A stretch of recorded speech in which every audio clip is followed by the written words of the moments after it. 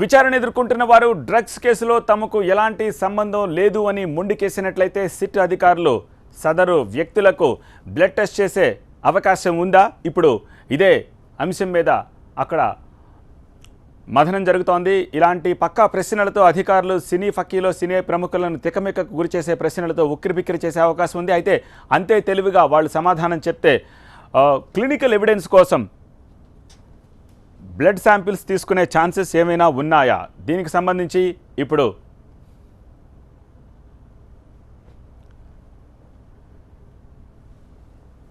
ఆలోచిస్తున్నారు. ఎవరైనా సరే వివరాలను దాచిపెట్టి తప్పించుకునే ప్రయత్నం చేస్తే తమ దగ్గరుండే డేటాతోటి టాలీ చేసుకుని క్రాస్ ఎగ్జామిన్ చేసుకునే అవకాశం ఉంటుంది.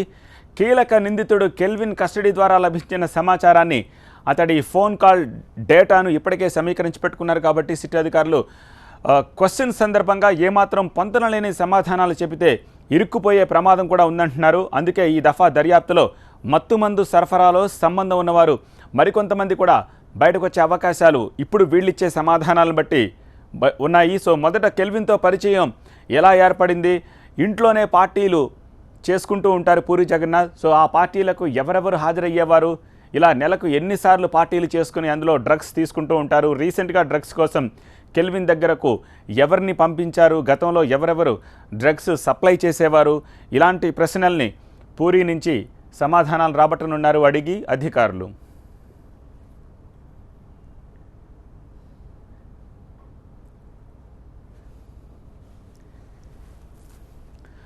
దీనికి సంబంధించి ఆబ్కారీ ఆఫీసులో ప్రస్తుతం ఈ వార్తను ట్రాక్ చేస్తున్న మా ప్రతినిధి విజయ్ నుంచి సమాచారం తీసుకుందాం.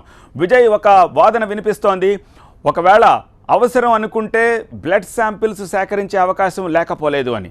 ఎంతవరకు నిజం? నార్మల్గా ఒక వ్యక్తి నాన్ వెజ్ తింటే ఒక 24 to 36 అవర్స్ వరకు ఆ అవశేషాలు బాడీలో ఉంటాయి, క్లినికల్గా గుర్తించవచ్చు. అలాగే డ్రింక్ చేస్తే, ఆల్కహాల్ తీసుకుంటే దాదాపు 48 అవర్స్ వరకు అవశేషాలు ఉంటాయి.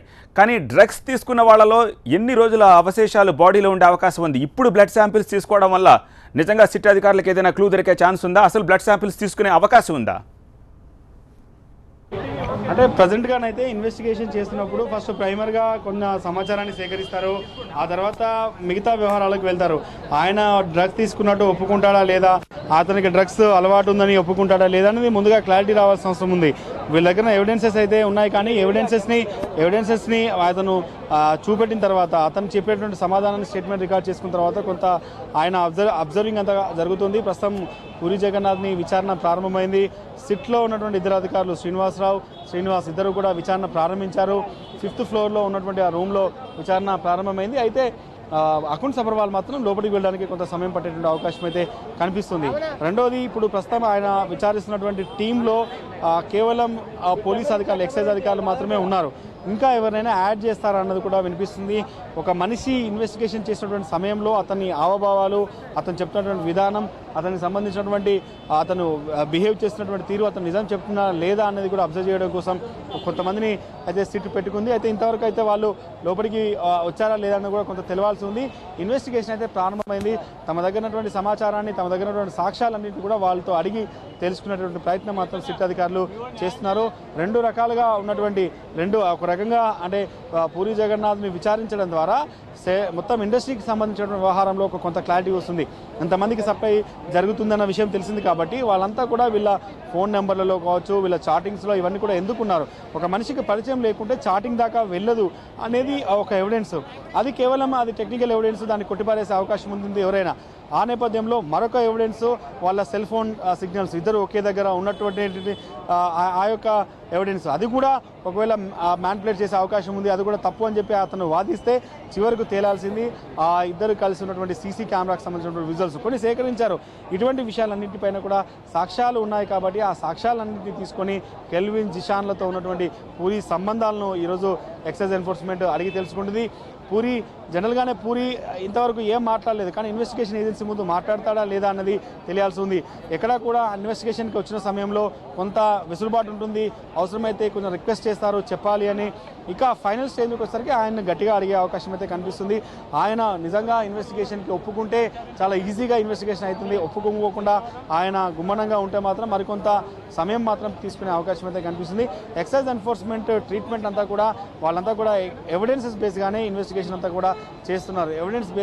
ఎవిడెన్స్ బేస్లోనే కేసును ఎస్టాబ్లిష్ చేస్తున్నారు. కాబట్టి ఎవిడెన్స్ చాలా సాక్ష్యాలు బలంగా ఉన్నాయి. వాటిని పూరికి చూపెడితే పూరి ఏమంటాడనేది ఇప్పుడు చాలా కీలకం కానుంది. ఒకవేళ డ్రగ్స్ తీసుకుంటాడని ఒప్పుకుంటే మాత్రం అది చాలా పెద్ద విషయంగా చెప్పుకోవచ్చు. ఆయన తీసుకోవడమే కాకుండా ఇంకెవరికైనా సప్లై చేస్తున్నాడు అనేది కూడా తేలాల్సి ఉంది. ఇన్ని కోణాలకు సమాధానం పూరి నోటి నుంచే బయటికి రావాలి. కాబట్టి పూరి ఏం చెప్తాడనేది మాత్రం ఇప్పుడు కొంత ఆసక్తిగా మారింది. ఇన్వెస్టిగేషన్ అయితే ప్రారంభమైంది. ఇంటి నుంచి ఆబ్కారీ ఆఫీస్కి వచ్చిన పూరి జగన్నాథ్ని చూస్తున్నాము. సరిగ్గా 10 గంటలకు ఆయన ఆబ్కారీ ఆఫీస్ లోపలికి ఎంటర్ అయ్యారు. ఆయనతో పాటు ఆయన కుమారుడు, సోదరుడు, ఆయన అడ్వకేట్ మొత్తం నలుగురు కూడా ఆయనతో పాటు సిట్ ఆఫీసులోకి వెళ్లారు. Enforcement directorate Akun Sabharwal, sit అధికారులు శ్రీనివాస్ ఈ ముగ్గురు కూడా పూరిని ప్రశ్నించనున్నారని తెలుస్తోంది. నాంపల్లిలోని ఆబ్కారీ భవన్ 5వ అంతస్తులో పూరి జగన్నాథ్కి ఈ క్వశ్చన్స్ని పోస్ట్ చేస్తుంది ఈ టీం. ఎన్డీపీఎస్ యాక్ట్ ప్రకారం సినీ ప్రముఖుల విచారణకు ఎక్సైజ్ సిట్ ప్రశ్నావళిని సిద్ధం చేసింది. కెల్విన్ అండ్ గ్యాంగ్ ఇచ్చిన కీలక సమాచారం ఆధారంగానే 12 మందికి నోటీసులు పంపించారు. ఈ విషయం మనకు తెలిసిందే. పక్కా ఎవిడెన్సెస్తోనే ప్రశ్నావళిని రూపొందించింది ఇప్పుడు సిట్. కెల్విన్ కాల్ డేటాలో పూరి జగన్నాథ్ ఫోన్ నెంబర్తో పాటు ఇద్దరి మధ్య జరిగిన వాట్సాప్ సంభాషణలను ఇప్పటికే రికార్డ్ చేశారు.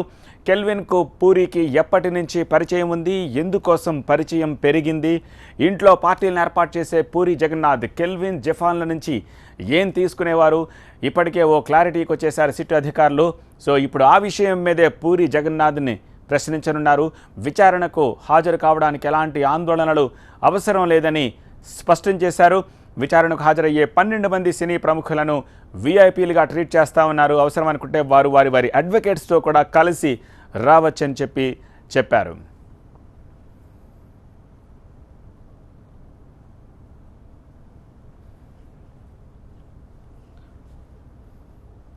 ఉదయం 10:30 నుంచి సాయంత్రం 5 గంటల వరకు విచారణ నిర్వహించేందుకు సిట్ బృందం అన్ని ఏర్పాట్లు చేసింది. నాంపల్లిలోని ఎక్సైజ్ శాఖ ప్రధాన కార్యాలయంలోని 5వ అంతస్తులో ఈ విచారణ వేదికను చేశారు. విచారణ ప్రక్రియను రికార్డ్ చేస్తున్నారు.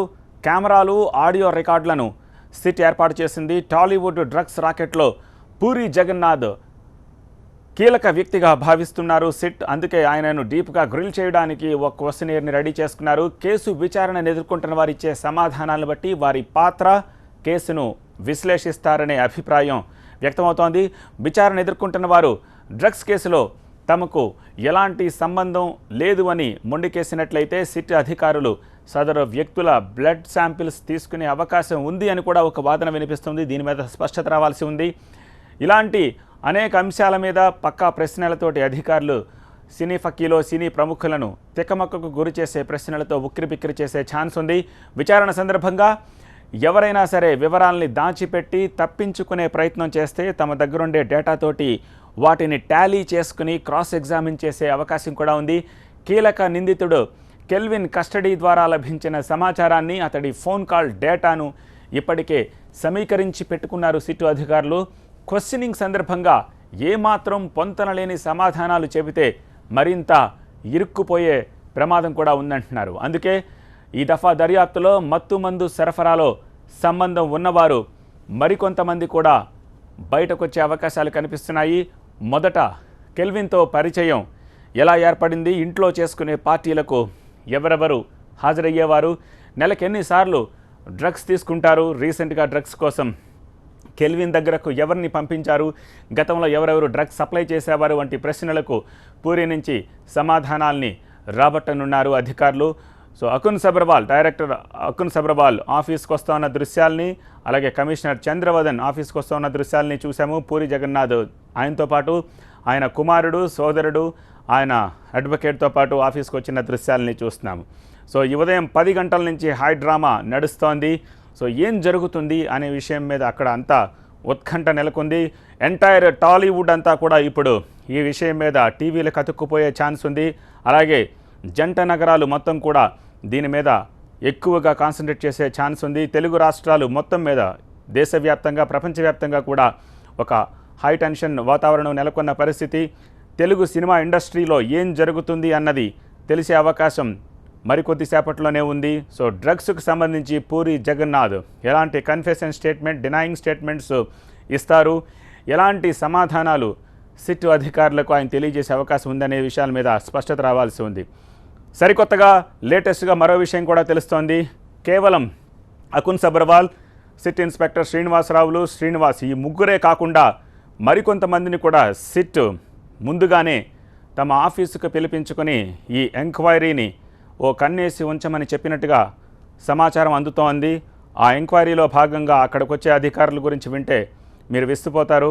సో పూరి జగన్నాథ్ సమాధానాలు ఎలా చెబుతున్నాడు, తను నిజం చెబుతున్నాడా అబద్ధం చెబుతున్నాడా అనే విషయాల్ని గమనించేందుకు కొంతమంది మానసిక వైద్య నిపుణుల్ని, మనస్తత్వ నిపుణుల్ని కూడా సిట్ అక్కడ ప్లేస్ చేసిందన్న విషయం తెలుస్తోంది. అయితే దీని మీద స్పష్టత రాలేదు. సో పూరి జగన్నాథ్ సమాధానాలు కరెక్ట్ చెబుతున్నాడా లేదా దాచిపెడుతున్నాడా అనేది తన హావభావాల ద్వారా కానీ తన మనోభావాల్ని అర్థం చేసుకోవడం ద్వారా తెలుసుకునే ఛాన్స్ ఉంది. అయితే వీళ్ళు డైరెక్ట్గా ఎంక్వైరీలో కూర్చోరు, కెమెరాలో రికార్డ్ అవుతుంది కాబట్టి బయట స్క్రీన్స్లో ఈ ఎంక్వైరీని వాళ్ళు గమనించే అవకాశం కూడా లేకపోలేదని తెలుస్తోంది. అయితే ఇది ప్రస్తుతానికి నిర్ధారణ అవ్వాల్సి ఉంది. దీనికి సంబంధించి ఒక క్లూ అయితే అందుతోంది అక్కడి నుంచి, దీన్ని నిర్ధారించాల్సిన అవసరం మాత్రం కనిపిస్తోంది.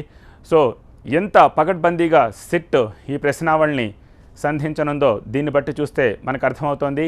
అయితే చాలా ఆహ్లాదకర వాతావరణంలో మీరు నిర్భయంగా ఈ సిట్ ఎంక్వైరీకి హాజరు కండి, మిమ్మల్ని చక్కగా మేము గౌరవిస్తాం, వీఐపీ లాగా మేము ట్రీట్ చేస్తాము, ఎటువంటి ఒత్తిడి మీ మీద ఉంచము, 3rd డిగ్రీ లాంటివి అస్సలు ప్రయోగించము, అలాగే అరెస్ట్ కూడా ఉండదని చెప్పి ముందస్తుగా చెప్పారు.